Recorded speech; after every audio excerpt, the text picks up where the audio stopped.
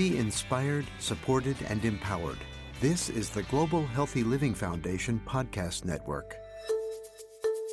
Welcome to The Health Advocates, a podcast that breaks down major health news of the week to help you make sense of it all. I'm Steven Newmark, Chief Policy Officer at the Global Healthy Living Foundation. And I'm Zoe Rossblatt, Director of Community Outreach at GHLF. Our goal is to help you understand what's happening in the healthcare world to help you make informed decisions to live your best life. Today, we have a special guest. He's a state senator and also a pharmacist by training, actually a third generation. Senator Reeves of Tennessee. He's a seventh generation Tennessean that earned his undergraduate degree from Middle Tennessee State University and a doctor of pharmacy from the University of Tennessee. In 2018, Senator Reeves was elected as a state senator for the 14th district. So with that, let's hear from Senator Reeves. Yeah, this is pretty cool. I'm excited to hear from Senator Reeves and his impact on patients and the larger community. Yeah, well, let's get into it.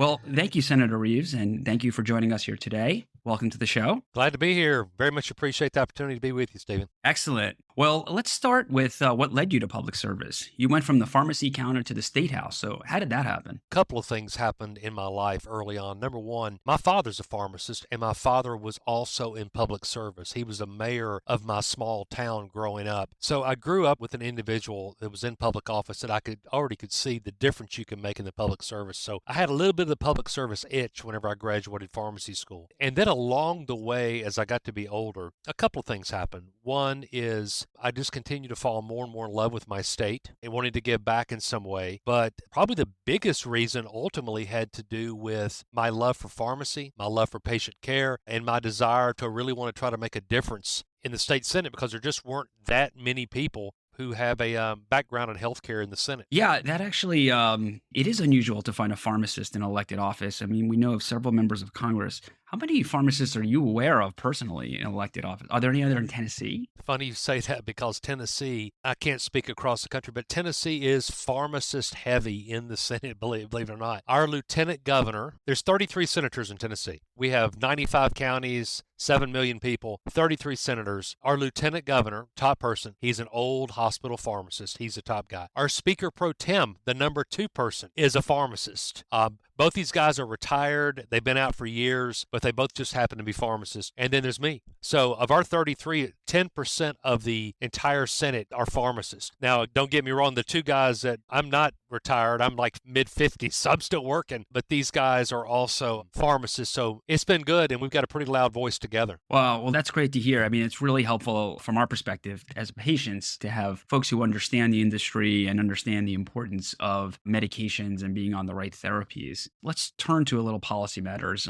From your personal experience and perspective as a pharmacist, what role do pharmacy benefit managers play in the healthcare space from your side of the stakeholder table? As a senator or as a pharmacist? Let's do as a pharmacist, first and foremost. You consider yourself a pharmacist before a senator, right? I'm a clinician at heart. I really deeply am. I care about patients, specifically patients with chronic conditions. That's my whole life has kind of been built around taking care of those folks. So as a pharmacist, I think when PBMs were first introduced decades ago, they had a real vital function. They came to the table, they helped control costs, they put formularies in place, and early on in my career, they made a lot of sense. But somewhere along the way, they decided to move from just being a gatekeeper to wanting to own the kingdom. And so now they control what medications people take. They control what pharmacists get paid, how soon they get paid, whether they're going to give authorization or not to things. Many times they'll pay the pharmacist and then a couple months later change their mind and scrape that money back. So they've really gotten away from trying to be a partner in the healthcare marketplace. And nowadays, most pharmacists I know, it's a real adversarial relationship with PBMs. And that's unfortunate. That's just unfortunate. There's 3 major PBMs in the country today. You've got Caremark, you got Optum, and you got Express Script, and they've got about 80% of the market share. I know a lot of people who work for them, very good people, but they've really, in my opinion, gotten away from their original calling of trying to just be this intermediary taking care of patients that need pharmaceuticals. And they've gotten so profit-minded that they've just run over the providers who help build their business. So, and don't get me wrong, they have provided a lot of value, and even to this day, they can provide value, but I don't think as fondly of them as I did 25 years ago. Right. No, I totally understood. It's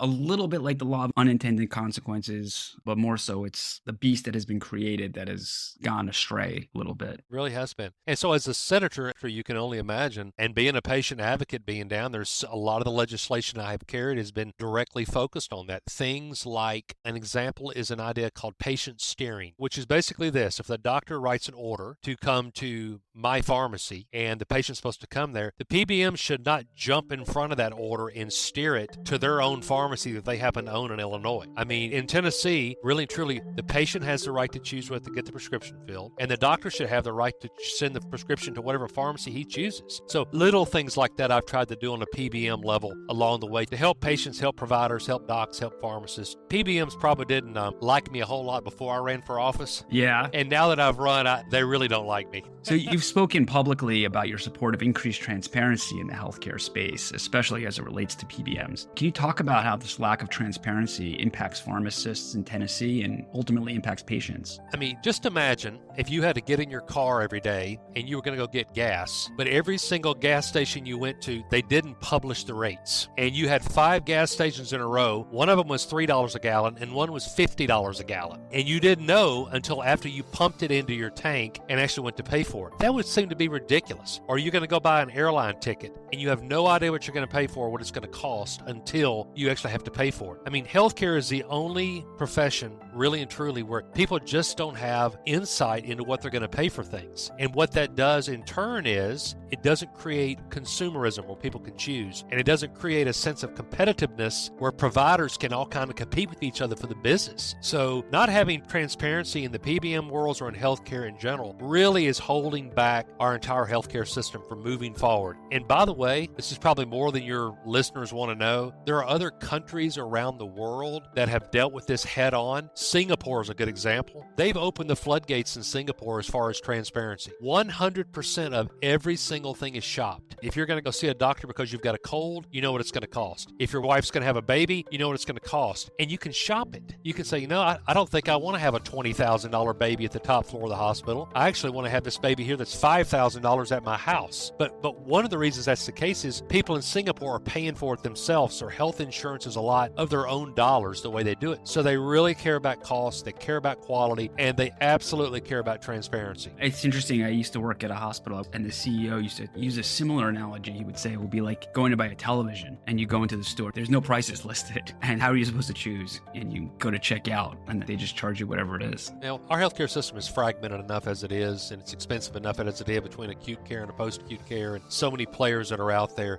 And just the fact that we don't have a true capitalistic transparency system for people to be able to shop healthcare is impacting cost and quality and transparency, not to mention just people having faith in the healthcare system because of all of that. Yeah, no, absolutely. Absolutely. Actually, I want to ask about that. But before we do, let me just one more question on PBMs and pharmacies specifically. What impact do they have on independent pharmacies? And what steps can be taken to support independent pharmacies to ensure for fairer reimbursement rates? They've crushed independent pharmacies. There's nobody out there listening right this minute that I can say today that would tell me there's a whole lot more independence today than there was 10 years ago. PBMs have crushed the profession. They've shrunk the margins so much. They've pushed people to mail-order pharmacies. They've pushed people to pharmacies they own, and they have steered patients away from the independent pharmacists of the world. Now, in Tennessee, one thing I did, and again, one of the pieces of legislation I passed had to do with trying to provide pharmacies in rural communities. So real small little counties in Tennessee, they can now get a larger dispensing fee. My hope is they don't have the benefit of a large volume because not many people live there, but they can now make a larger dispensing fee because I'm just trying to keep them in business. But, back when my dad was practicing pharmacy in Tennessee, there was probably 5 times the number of independents that there are today, if not more. It's just crushed the profession, and it's an unfortunate thing, not just for pharmacists, it's an unfortunate thing for patients and for docs and dentists and other people who depended on their local pharmacists to help them make good decisions. Yeah, no, absolutely. And if I may say, thank you for doing what you do, not just on behalf of pharmacists, but on behalf of patients. Because they are ultimately the one that pays the price. They're the one, that's the lady who's got the child with hemophilia, and she goes to our local pharmacy and they say, no, you've got to get it through mail order. And her child ends up in the emergency room with a bleeding disorder. I hear stories all the time about PBMs interceding in patient care, and what it does is it blows up the healthcare model and just ends up costing more money and impacts patients' lives, which is just wrong. Yeah, no, absolutely. Let me just change topics for a moment. What can be done generally? We talk a lot on our program about the importance of medication adherence, particularly for the chronically ill community. How can pharmacists help play a more significant role in having patients adhere to their medication? Years ago, when I was a younger pharmacist and I first got out of school, I had a speech I would go around and I would give to people in my community called, "Have you hugged your pharmacist lately?" And I probably gave that to every YMCA, Rotary Club, church group. I mean, I gave it everywhere for a long period of times. And one of the big things I would focus on in that was the importance of, medications that you don't get filled or medications that you don't take, they don't work. Right. I'm stealing that. I'm going to steal that. Thank you. You have to have them have to work. And so one thing that pharmacists can do, I think was your question, is they need to be a better evangelist on the importance of people taking the right med on the right day at the right time consistently and getting the benefits. There are packaging systems nowadays. I've encouraged a lot of pharmacists, there are packaging systems. Matter of fact, I've got one over here that somebody just dropped off here. Here's an example of one. Your viewers can't see that, but you can see that. Pharmacists can invest in packaging systems where people can get their morning meds and their midday meals and their afternoon meds all packaged for people to make sure they're taking the right things. So I would say it's a combination of good education and promotion and also just developing systems for people to use, if it's packaging, if it's technology, whatever, because medications are expensive, and if you want to get better, you need to make sure you're being adherent. Yeah, absolutely. Well, that's great advice. And I'm not kidding. I'm going to steal that.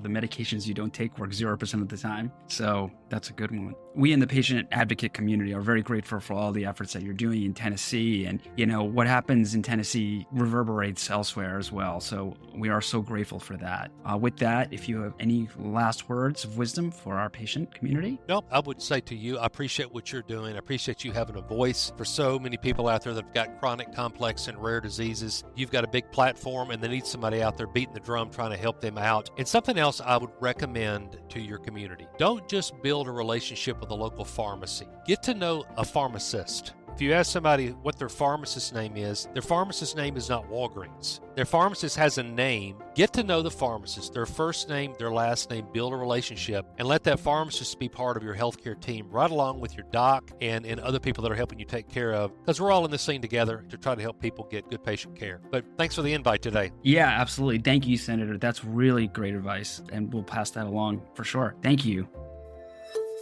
Well, Steven, that was awesome. It's really great to hear from someone that's not only an elected official, but also has a background in pharmacy and doing such important work to bring in that perspective into the legislative work that they do and help the community. Absolutely. Having a pharmacist in the State House is beneficial for patients. They understand what patients are going through when they are in need of medications, and that background is helpful for all of us. So with that, we want to encourage everyone to check out all of our podcasts at ghlf.org/listen. Well, everyone, thanks for listening to The Health Advocates, a podcast that breaks down major health news of the week to help you make sense of it all. If you like this episode, give us a rating, write a review, and hit that subscribe button. I'm Zoe Rothblatt. I'm Steven Newmark. We'll see you next time. Be inspired, supported, and empowered. This is the Global Healthy Living Foundation Podcast Network.